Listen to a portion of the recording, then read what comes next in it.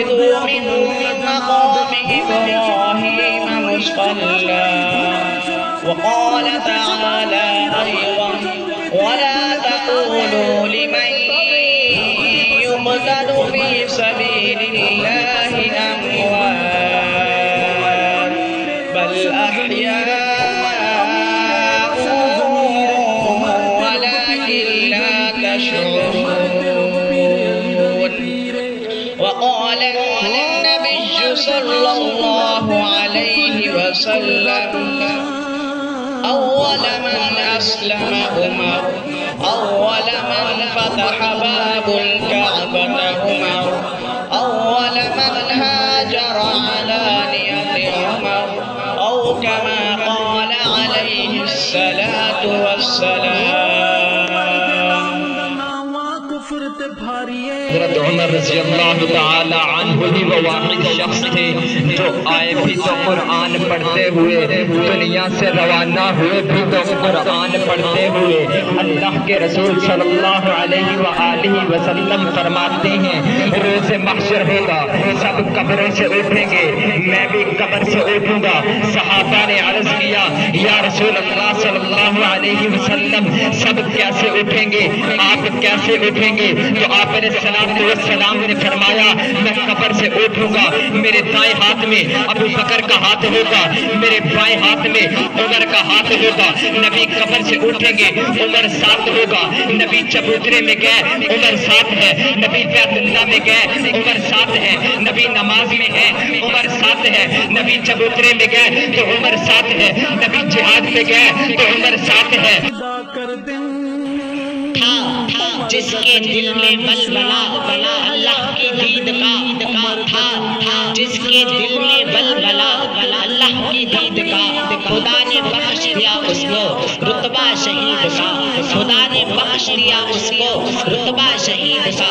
ایک شخص کے قتل سے میری صدیاں اداس ہوئی، ایک شخص کے قتل سے میری صدیاں اداس ہوئی.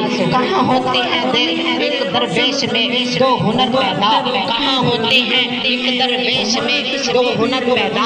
جلال کا پیکر بنا قبا کا ہر پیبند، جلال کا پیکر بنا قبا کا ہر پیبند. کہاں ہوتا ہے عمر کے بعد اور عمر پیدا. سامعین مکرم، آج میں آپ کے سامنے سیدنا فاروق اعظم رضی اللہ عنہ کی شخصیت پر چند گفتگو کروں گا. تو اللہ رب العزت سے دعا ہے کہ اللہ رب العزت مجھ کو حق سچ کہنے کی توفیق عطا فرمائے. مکرم فاروق اعظم ہی وہ واحد شخص ہیں جو آئے بھی قرآن پڑھتے ہوئے روانہ ہوئے، تو بھی قرآن پڑھتے ہوئے ایک طرف نبی آخر الزمان حضرت عمر کے حق میں دعا فرما رہے ہیں، دوسری طرف عمر آپ کے قتل کے لیے نکل پڑتے ہیں. لیکن رب علی عرش کی کرسی پر بیٹھا مسکرا رہا ہے اور کہتا ہے اے عمر تو میرے نبی کو قتل کرنے نہیں بلکہ خود کو خود کی خاطر قتل کروانے نکلا ہے.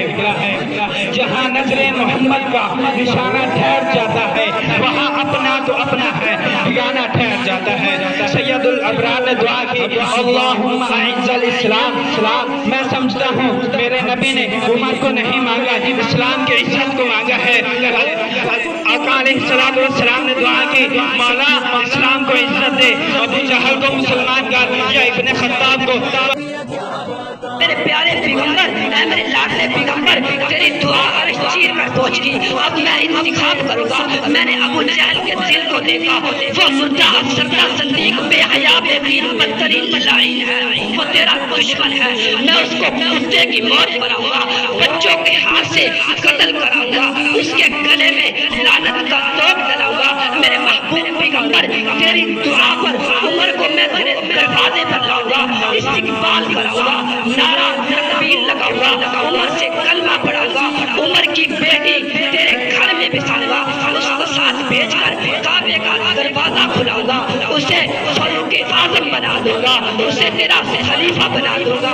میرے دل پر تیرے بعد اسی ہاتھ سے دین کا جھنڈا لہراؤں گا، چار دانت عالم میں اسلام کا چرچا کراؤں گا. دیکھ لینا قیامت کے دن تک روزے میں تیرے ساتھ چلاؤں گا، تیرے ساتھ قیامت کے دن میں اٹھا کر جنت میں نام لے کر جاؤں گا. یہ انتخاب اللہ تعالیٰ کا ہے. پیارے آقا فرماتے ہیں انت لسانُاللہ، اے عمر تو رب کی زبان ہے۔ کیا کہنے ہیں حضرت عمر فاروق کے؟ حضرت عمر فاروق رضی اللہ تعالی عنہ، اسلام کی ایسی عزت ہے، اسلام کی ایسی عظمت ہے، میں اس پر حضرت علی رضی اللہ تعالی عنہ کا قول پیش کرنے لگا ہوں۔ حضرت علی رضی اللہ تعالی عنہ حضرت عمر فاروق رضی اللہ تعالی عنہ کی جرت کے بارے میں فرماتے ہیں کہ جس نے بھی ہجرت کی چھپ کر کی، ایک واحد عمر ابن خطاب ہے کہ جب عمر ابن خطاب نے ہجرت کی، ایک کندھے پر تلوار کو لٹکایا، ایک کندھے پر تیروں کو لٹکایا، ہاتھ میں کمان کو پکڑا، بڑے ٹینکے کے ساتھ بیت اللہ میں گئے۔ جب بیت اللہ میں گئے طواف کیا، مانگنے کے بعد حضرت علی رضی اللہ تعالی عنہ فرماتے ہیں کہ جب عمر ابن خطاب اس دائرے کے پاس آئے، اس مداف کے پاس آ کر ایک ایک کا نام لیتے ہوئے کہا، اے ابو جہل، اے ابو لہب، اے عتبہ، اے شیبہ، سنو میں کسی کے ڈر سے ہجرت نہیں کر رہا، میں تو ایک رب کے حکم سے ہجرت کر رہا ہوں۔ تو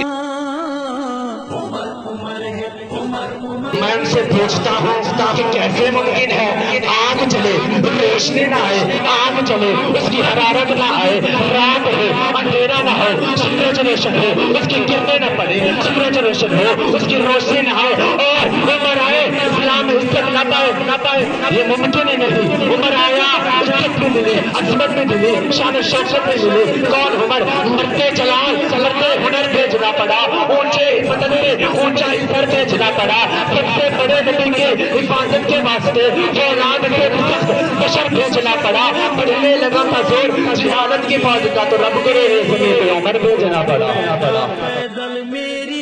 جس نے سب سے پہلے اعلانیہ ہجرت کی وہ عمر بن خطاب ہے، جس نے 4000 مسجدیں تعمیر کرائی عمر بن خطاب ہے، جس نے 900 جامع مسجدیں تعمیر کرائی عمر بن خطاب ہے، جس کے سائے سے کفر لرزتا تھا عمر بن خطاب ہے، جس کے سائے سے شیطان بھاگتا تھا عمر بن خطاب ہے، جو حسین ابن علی کے لیے اٹھ کھڑا ہو عمر بن خطاب ہے، جو حسین ابن علی کو اپنے بیٹے سے بڑھ کر وظیفہ بتائے عمر بن خطاب ہے، جس کے جو حضرت محمد صلی اللہ علیہ وسلم کی بیٹی کا سب سے زیادہ احترام کرے عمر بن خطاب ہے، جس کے بارے میں میرے آقا نے ایک جملہ کہا، آقا نے کہا عمر والدین مرے اولاد روتی ہے، اولاد مرے والدین روتی ہے، اور جب عمر تو دنیا سے جائے گا محمد کا اسلام روتا رہے گا۔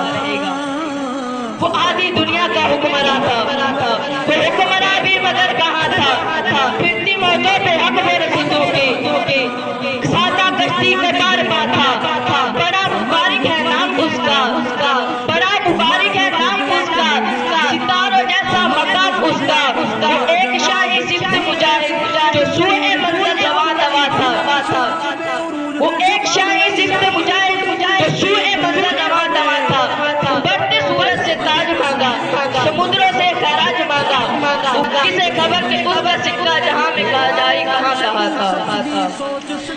جس سے پوچھو علی سے پوچھو، اس کے بارے نبی سے پوچھو، جو شب اندھیرے میں چراغ بن کر پوری دنیا اجالا کہاں